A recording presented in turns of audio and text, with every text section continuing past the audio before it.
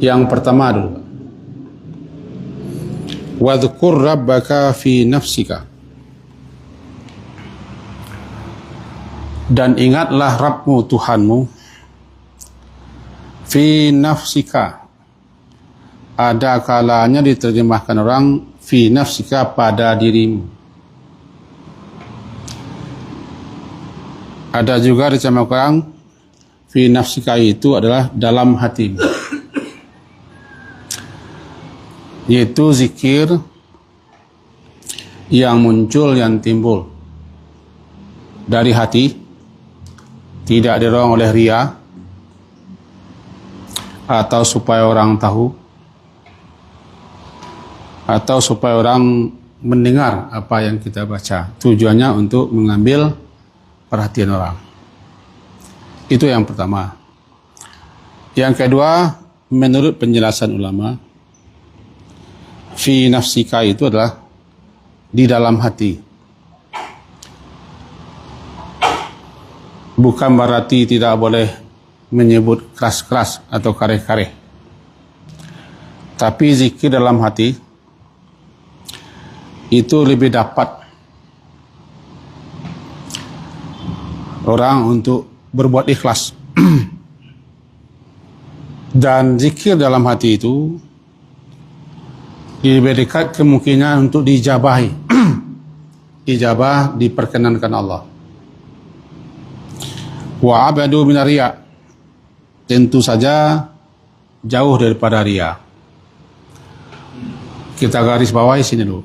Apapun amalan, apapun ibadah, apapun ketaatan yang kita lakukan, dan apapun amal saleh yang kita lakukan harus memenuhi 3 syarat supaya ibadah, supaya amal saleh, supaya ketaatan kita kepada Allah itu diredai dan diterima serta diberi balasan.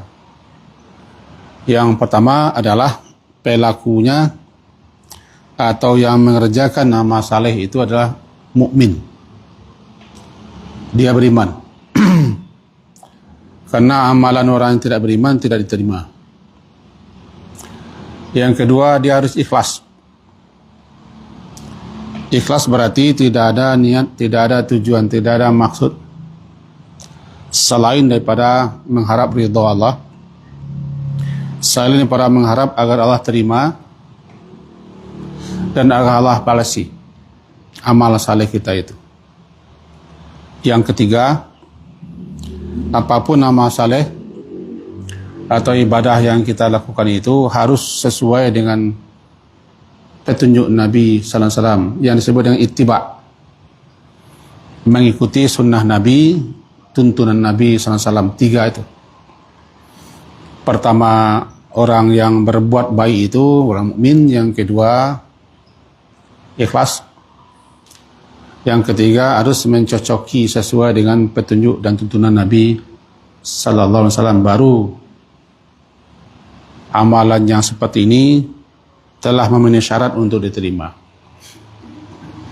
Nah, salah satu bagaimana caranya supaya kita ikhlas. Lawannya riya, lawannya sum'ah. Kalau riya kan melihat, ru'yah. Kalau sum'ah mendengar. Dikatakan dia riya karena dia ingin dilihat orang. Lalu diperlihatkannya kepada orang. Kalau sum'ah, berarti ingin didengar orang. Lalu dia memperdengar-dengarkan kepada orang apa amalan yang kita lakukannya, termasuk zikir, baca Quran, berdoa, dan lain sebagainya. Maka zikir dalam hati lebih dapat menjauhkan diri daripada riya. Karena riya itu perusak amal. Karena sum'ah itu perusak amal. Allah tidak akan terima, Allah tidak akan reda jika ada seorang hamba yang beribadah, beramal, berbuat baik, tujuannya ganda. Apa tujuan ganda? Ya, di samping dia mengharap Allah, juga mendapat balasan manusia. Mari kita jauhi ini. Itu yang dijelaskan oleh para ulama maksud daripada fi nafsika dalam berzikir. Yang kedua, tadarru'. Tadarru' merendahkan diri atau merendahkan hati, diri dengan ketundukan, serta tidak menampakkan kesombongan dan keangkuhan. Namanya tadarru'. Kalau kita berzikir, tentu kita menyebut nama Allah atau sifat-sifat Allah atau apa saja yang kita sebut dalam rangka mengingat Allah. Maka lakukanlah itu dengan tadarru' dan tazallul. Tadarru' merendahkan hati, tazallul merasa hina ketika kita menyebut nama Allah Subhanahu wa ta'ala. Dan yang berikutnya, kita langsung saja, namanya khifatan. Khifah, takut. Takut di sini sebagaimana diurai ulama, takut kita kena sanksi, kena hukuman atas kelalaian dalam beramal. Yang kedua, takut nanti apa yang kita lakukan itu ditolak, tidak diterima. Dan takut kita penat-penat, susah-susah saja beramal, tapi Allah tidak reda. Itulah gambaran dalam Quran surat Al-Mu'minun, surat yang ke-23 ayat ke-60, bunyinya begini: walladzina yu'tuna ma atau. Surat Al-Mu'minun surat ke-23 ayat 60. Dan orang-orang yang yu'tuna, mereka memberikan ma atau apa yang mereka berikan, berupa amal, berupa ketaatan, termasuk berupa memberikan, menafkahkan harta benda. Wa qulubuhum wajilah, sementara hati mereka dipenuhi rasa cemas, khawatir dan takut. Annahum ila rabbihim rajiun, dan bahwasanya mereka kepada Tuhan mereka akan kembali. Aisyah, istri Rasulullah, ketika membaca atau mendengar ayat ini, bertanya kepada beliau. Apa tanya Aisyah? Ya Rasulullah, ahwa rajulu yazni, apakah orang ini berzina? Wa yasrik, atau mencuri. Wa yashrabul khamra, atau minum khamar. Atau dia takut untuk disisa diazab? Kata Rasulullah menjawab, tidak.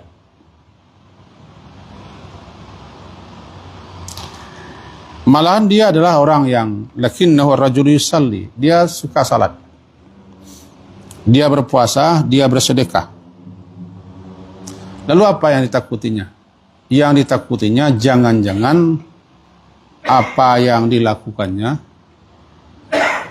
ditolak, tidak diterima.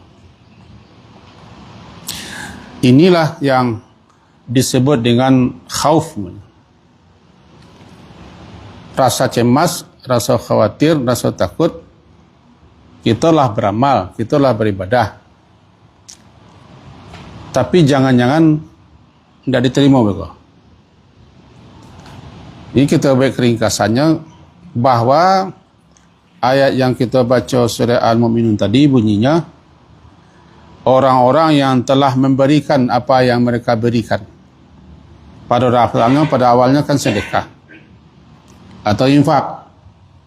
Maka bisa maknanya lebih luas orang-orang yang melakukan apa saja yang mereka lakukan dalam rangka beribadah, dalam rangka beramal, dalam rangka berbuat baik. Tetapi sementara hati mereka takut, gemetar, cemas. Padahal mereka telah beribadah.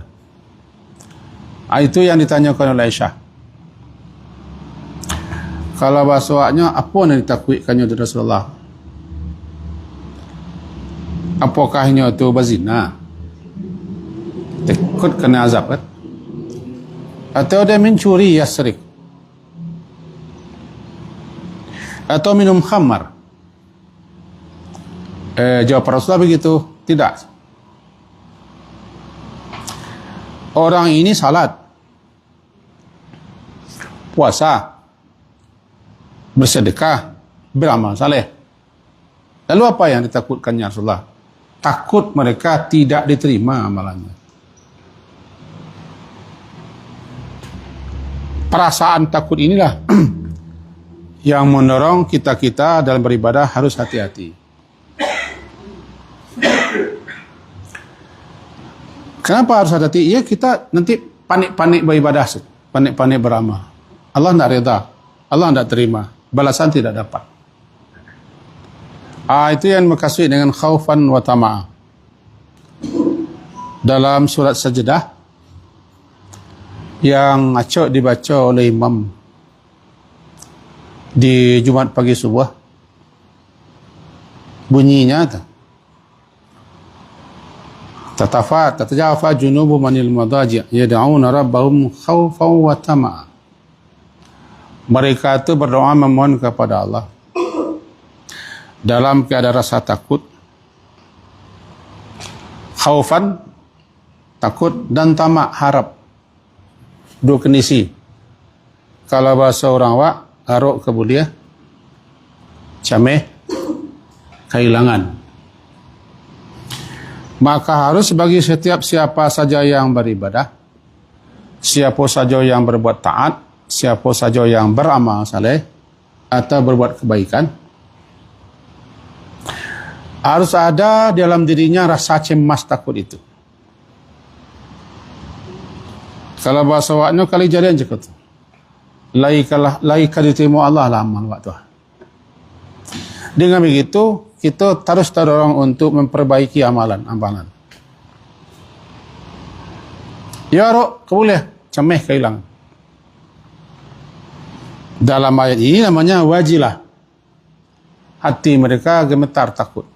Apa? Jangan-jangan tak terima. Berarti kita tak boleh pede. Anak pede, lah selesai beribadah, seakan-akan Allah langsung terima. Makanya ulama menganjurkan kepada awak di samping kita selalu mempeloi, memperhatikan setiap amal yang kita lakukan atau kita kerjakan, maka kita juga harus selalu mengkoreksi gerangan amalan-amalan kita pobek lai kurang tak, ada lalai atau lengah. Itu yang maksudnya boleh pede. Sehingga Nabi Ibrahim alaihissalam setelah selesai beliau melaksanakan perintah Allah untuk meninggikan pondasi Kaabah bersama putra beliau Ismail, setelah selesai beliau berdoa, Rabbana taqabbal minna innaka antas sami'ul alim. Itu doa yang dibaca oleh Nabi Ibrahim dan putra beliau Ismail. Kenapa itu beliau baca? Ulama menyebutkan, menjelaskan. Beliau Nabi Ibrahim dan putra beliau Ismail khawatir. Apa yang beliau khawatirkan? Jangan-jangan pekerjaan beliau Allah tidak terima, Allah tidak reda, Allah tidak ketuju. Sehingga beliau baca taqabbal, wahai Tuhan kami terimalah. Kalaulah sekaliber Nabi Ibrahim yang dikenal dengan Bapak para Rasul, Imam, bahkan gelar beliau adalah Khalil, teman Allah. Beliau membaca taqabbal minna itu didorong oleh rasa jangan-jangan apa yang naladi kerajaannya tidak diterima ditolak oleh Allah. Berdasarkan itu, para ulama menganjurkan kepada kita, setiap selesai kita mengerjakan suatu ibadah, suatu amalan, jangan lupa berdoa, di mana doanya adalah memohon kepada Allah agar diterima amal ibadah. Juga jangan lupa beristighfar setelah beribadah. Kenapa? Karena kita dalam beribadah, termasuk salat, di sana sini kan ada saja kekurangan yang menunjukkan ketidaksempurnaan dan segala macam. Dengan itu dibagi istighfar kita baca untuk minta ampun kepada Allah kalau ada ibadah kita cukup tu nang kurang tidak selesai. Sedangkan ucapan Rabbana taqabbal minna meminta memohon kepada Allah bagaimanapun juga terimalah ya Allah. Orang beribadah tu kan harap nanti gua tu. Yang pertama supaya diredai Allah. Yang kedua diterima, namanya kabul. Yang ketiga agar Allah beri balasan atau pahala bahasa. Termasuk zikir. Kaji kutukan zikir. Ini dalam ikut katanya wadhkur rabbaka fi nafsika tadarruan wa khifatan. Khifatan namanya takut. Takut lah kita terang sebentar. Apa yang ditakuti mereka tu Rasulullah kata Aisyah? Mereka takut di mana mereka telah beramal, telah berbuat, telah beribadah, takut tidak diterima. Namanya khifatan. Seterusnya dunal jahri minal qaul. Duna tanpa menjaharkan atau mengeraskan minal qaul ucapan.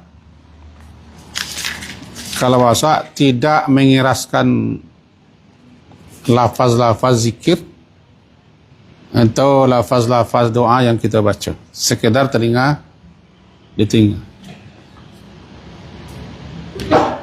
Dunal jahri minal qaul. Bukan tidak bersuara, tapi tidak mengeraskan.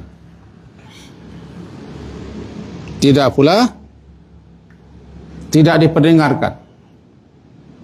Disebutkan sekedar teringat di telinga, tapi jangan karehan. Apalagi di samping kita atau di masjid banyak orang beribadah dan lain.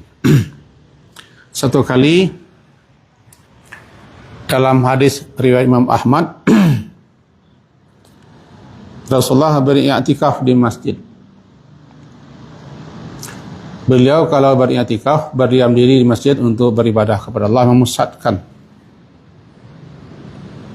perhatian dan fokus untuk beribadah kepada Allah. Biasanya di mana beliau beriktikaf dikasih tabir. Mode kain waktu tabir namanya.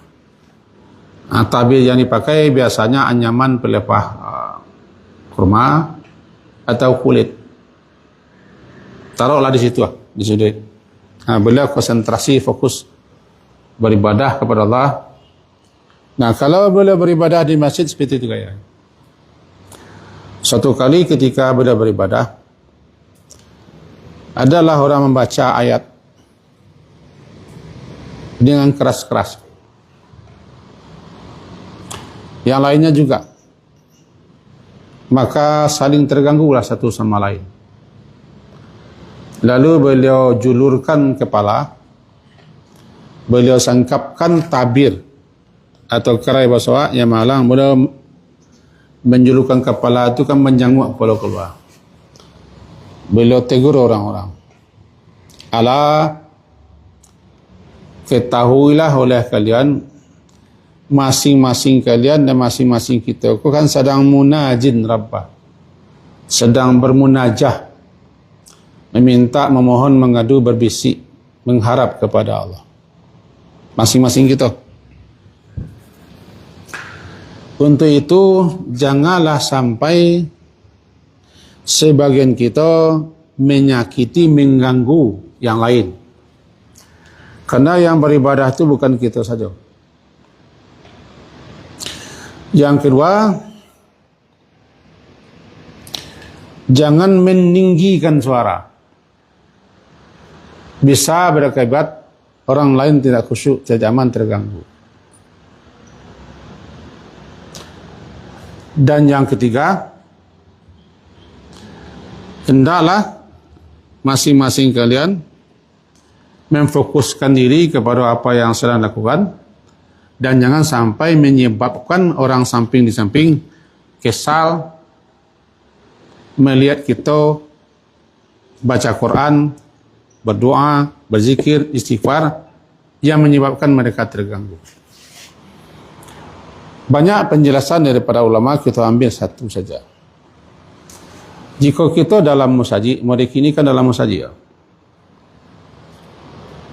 masing-masing kita duduk di musajid ko, tentu ada maksud, ada tujuan. Maka jika kita berzikir atau bersalawat atau baca Quran atau sedang salat, jangan sampai ucapan kita mengganggu orang yang sebelah menyebelah, ini pun sedang beribadat. Lebih-lebih zikir. Zikir itu kan mengingat Allah. Tidak perlu terdengar orang. Kalau kita sebagai guru untuk mengajar, melatih, membiasakan murid-murid, boleh dikarih-karihan. Bahkan dalam satu riwayat, setelah salat, para sahabat ada yang mengarihan bacaan zikir. Dikupas oleh ulama, itu tujuannya supaya orang tahu bacaannya ini. Kalau dapat di mereka, tidak usah karih-karih. Nah, kini kau sasana mau diawak. Dunal jahri, tanpa menjaharkan. Dunal jahri minal qaul, mengeraskan suara. Tapi wabtaghi baina dzalika sabila, pertengahan. Anam pertengahan, tidak terlalu merendahkan suara sehingga tidak terdengar, bahkan mulut pun tidak komat kamit, tapi tidak pula terlalu mengeraskan sehingga mengganggu orang yang juga sedang berzikir. Itu kejadiannya zaman Nabi sallallahu alaihi wasallam. Untuk itu, di antara adab-adab kita dalam berzikir, termasuk baca Quran, termasuk berdoa, lebih-lebih baca Quran. Sebab peristiwanya itu dalam hadis, ada orang sedang salat, nyokarian bacaan salatnya, salat sunat. Di samping itu adalah orang beribadah lain. Adalah Nabi situ. Maka sekian ada suara yang saling agak kareh, mengganggu kenyamanan. Ya Rasulullah SAW terganggu. Itu yang ditegur. Tapi kalau kita di rumah kita, terserah kita lah. Di kamar, di bilik. Masalahnya di masjid. Zikir itu dinikmati, ya lah, diresapi.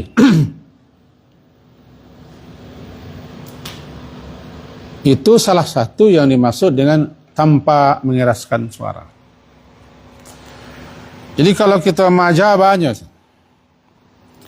melatih anak-anak di sekolah atau bapak-bapak, ibu-ibu, kita bacakan zikir-zikir, doa-doa, lalu kita ulang bersama-sama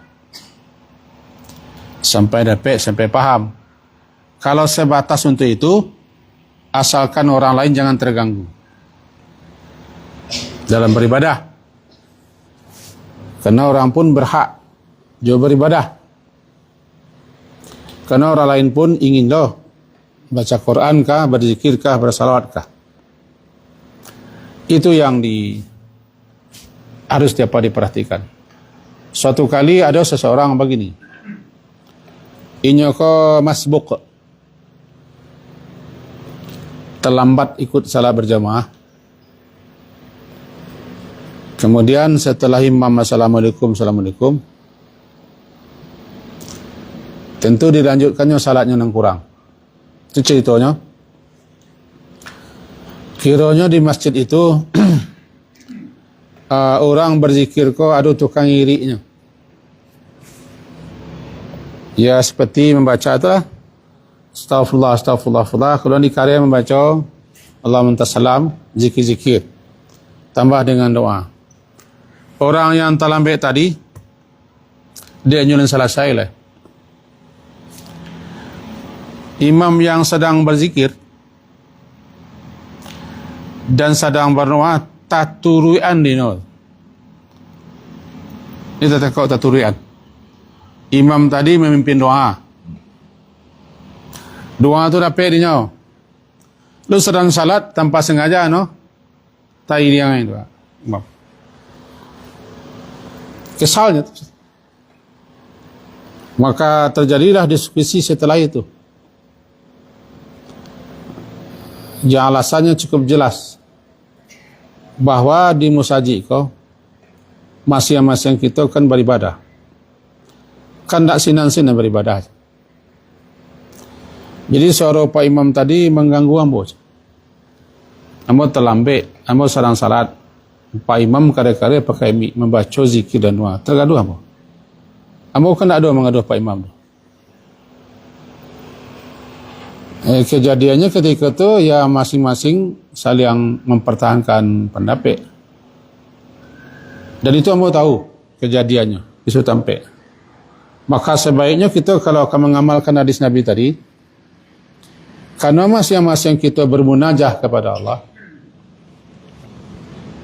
janganlah mengganggu, yu'ziyanna, janganlah kalian itu mengganggu orang lain beribadah. Dan jangan mengangkat tinggi suara ketika mengucapkan zikirkah, doakah, salawatkah, istighfarkah. Yang tadi lebih arahnya lembut kita baca agar mendatangkan kekhusyukan, menghilangkan riya. Itu yang harus diperhatikan. Kan pernahlah orang mendangek-dangek dalam satu perjalanan safar, ada orang meninggi-ninggikan suara dalam membaca takbir. Ditegur oleh Rasulullah. Yang inti tegur Rasulullah itu adalah, tidak usahlah engkau mengareh-ngarehan suara macam Allah berkare-kare. Kasihanilah. Kenapa? Tuhan yang engkau seru itu bukan jauh. Dia dekat. Bukan dia peka, dia maha mendengar. Maka bacalah lambat-lambat. Karena ada zikir. Kembali kita kawal kaji juga. Jadi bagaimana yang bagus? Ya sesuai ayat. Yang pertama dari hati keluarnya. Yang kedua merendahkan diri di hadapan Zat yang Maha Agung, sambil mengana kelalaian kita, kesalahan kita, kekurangan kita dalam beribadah. Tadarru' khifah, dipenuhi dengan rasa takut. Takut di situ, takut jangan-jangan tidak terima, takut jangan-jangan ditolak, padahal kita telah beribadah. Atau takut kita atas kelalaian kita selama kau. Di sebelah nanti itu adalah khauf. Dan kemudian dunal jahri yang sebentar,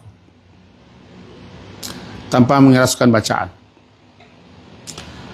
Bahkan ada seorang guru yang memberikan pengajian. Pas ketika itu ada orang bertanya, tentang membaca bacaan salat. Ada orang nak malasui-lasui saya hukumnya. Malasui-lasui ko aduh. Allah. Atau bahasa kami malasui-lasui atau menangik-dangik. Kadang-kadang orang tu tak sadarnya bahasanya sebenarnya tagaduh orang sok kita. Seperti baca Allah Akbar lah.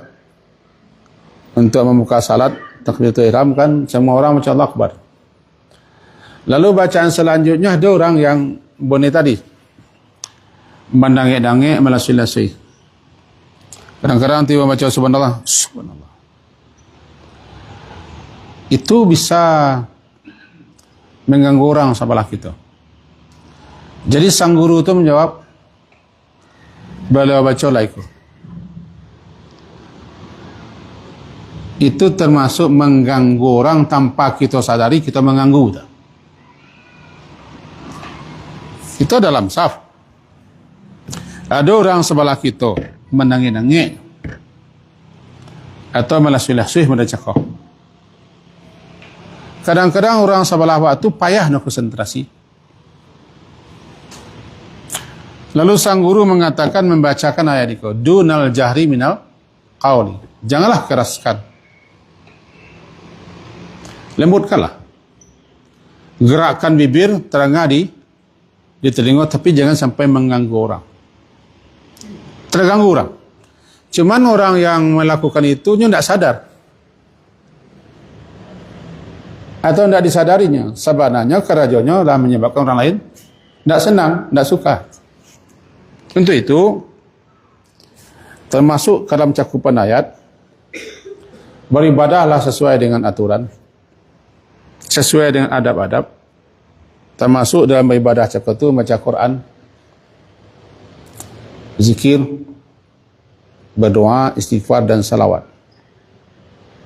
Jangan sampai ibadah kita menyebabkan orang terganggu lo dalam beribadah. Itu penjelasannya. Dilanjutkan ke bawah katalah bunyi ayat bil guduwi wal asar. Bunyinya tadi wadhkur rabbaka fi nafsika tadarwan wa khifatan wa dunal jahri minal qaul bil guduwi wal asar. Gudu ko pagi, gada pagi. Setelah fajar sedik muncul, maka masuklah subuh.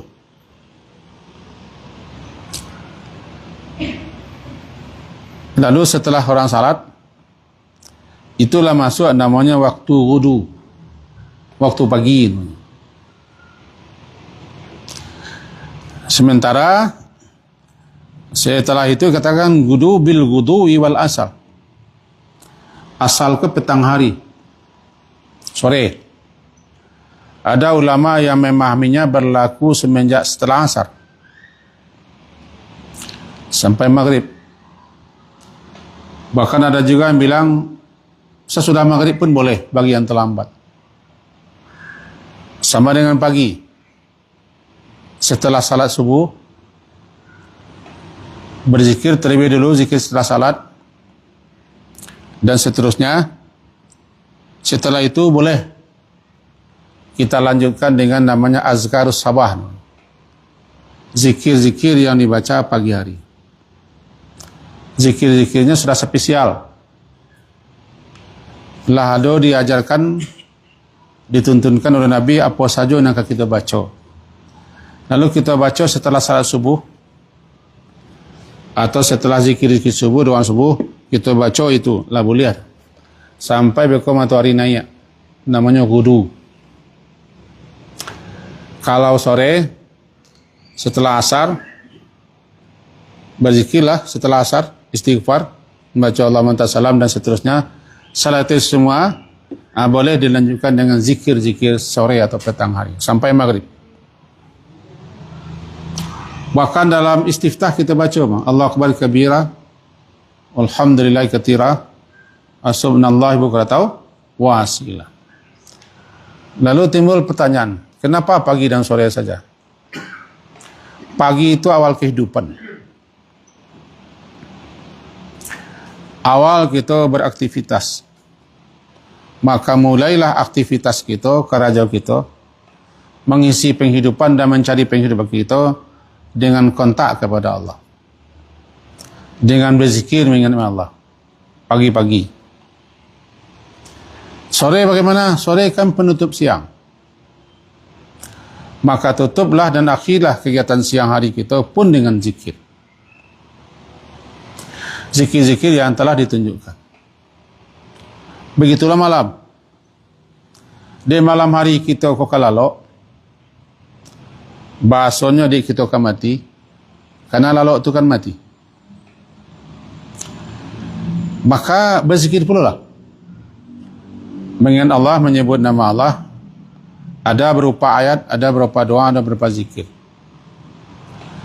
Dengan begitu berarti orang yang tidur kau nyolah mengakhiri hidupnya siang hari tadi dengan zikir. Andaikan dia mati, meninggal, wafat di malam hari, inyolah menutup hidupnya dengan zikir.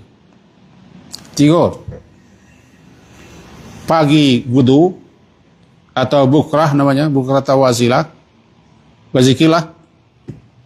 Kalau kita tidak dapat zikirnya, lah dijual orang bukunya. Tinggal baca saja.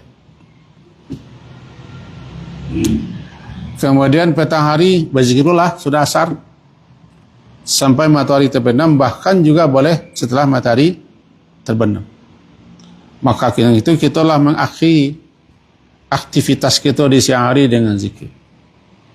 Itulah malam. Kalau karena kita tidak tahu apa yang terjadi ketika kita lalok, zikir-zikir itu adalah salah satunya untuk mengingat Allah, agar Allah menjaga, melindungi kita daripada kejahatan malam. Itu 3 zikir harian. Azkarul sabah, azkarul masa, azkarul naum. 3. Rutinkan setiap pagi, dilatih. Lalu timbul pertanyaan. Di Siko kamu dah tahu dah, tapi di tempat lain, bukan di buik-buik memang gitu. Ada orang bertanya, nama nan afdal atau nama nan lebih utama? Mendengarkan ta'lim setelah subuh atau kita baca Quran dan berzikir? Supaya zikir pagi terlaksana. Itu tanya beliau. Kita ulang, nama na lebih afdal? Mendengarkan ta'lim. Dan ta'lim itu kan dibaca ayat, dijelaskan tafsirannya. Dibaca hadis, dijelaskan syarahannya. Dibaca fikih, dijelaskanlah hukum-hukumnya dan seterusnya. Nama yang lebih utama dengan kita berzikir atau baca Quran? Dijawab oleh salah seorang ulama. Salah satu yang pernah menjawab itu adalah Syekh Utsaimin. Yang intinya begini. Zikir, berdoa, beristighfar, berselawat, baca Al-Quran bisa ditunda. Tapi guru tidak bisa ditunda ceramah. Dan jangan lupa bahwa mendengarkan ta'lim itu tinggi fadilah keutamanya. Dengan ta'lim itu kita tahu beribadah. Kita mengerti apa yang harus kita lakukan. Maka jawaban beliau, tunda. Baca Quranmu tunda, zikirmu tunda, salawatmu tunda. Simak. Karena sedangkan malaikat pun hadir untuk menyimak. Dalam hadis Imam Muslim, malaikat-malaikat pun duduk untuk mendengarkan, menyimak di ta'lim itu. Bahkan malaikat-malaikat itu saling panggil-memanggil. Di sini ada orang sedang berzikir, majlis zikir. Ini jawaban begitu. Kalau ada orang nanti sedang ngaji, sebagusnya fokus mendengarkan ngaji. Kan ilmu tu. Jangan diputar-putar aja. Apa? Tasabih. Ngaji. Tinggi fadilah, tinggi keutamaan. Kalau dia betul-betul guru itu mengupas, menjelaskan ayat-ayat Al-Quran. Kalau betul-betul jelas-jelas dia mensyarahkan hadis atau fikih-fikih. Tapi kalau ceramah dia kadang-kadang sulit menangkap entah apa isinya, silakanlah mau dengar atau tidak dengar. Tapi kalau taklim, dengarkan. Sangat tinggi fadilah keutamaannya. Nah, karena azan sudah azan, kita buat satu garis bawah. Jangan sampai kita termasuk orang yang ghafilin, lalai. Lalai di situ termasuk lalai memperhatikan bagaimana mestinya kita berzikir, bagaimana mestinya kita beradab dalam berzikir, bagaimana supaya zikir kita diterima oleh Allah. Jangan lalai mempelajarinya, memahaminya. Itu salah satu makna. Sekian yang kita bisa sampaikan, semoga berfaedah dan bermanfaat. Diakhiri dengan subhanakallahumma wa bihamdika asyhadu an la ilaha illa anta astaghfiruka wa atubu ilaik. Wassallallahu ala Muhammadin wa ala alihi wa sahbihi ajma'in. Alhamdulillah. Assalamualaikum warahmatullahi wabarakatuh.